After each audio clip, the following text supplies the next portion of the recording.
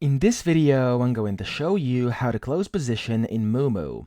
So the first thing you want to do is, of course, open up the Moomoo app, and what you'll have to do is you'll have to open an account. So over here at the bottom middle, you want to click on open account and then open account again, and you will need an account if you want to basically enter positions and close them as well. So once you have this, what you have to do is over here, you can basically just click on account. So you'll see at the very bottom, you'll have an option which says accounts once you have your account open.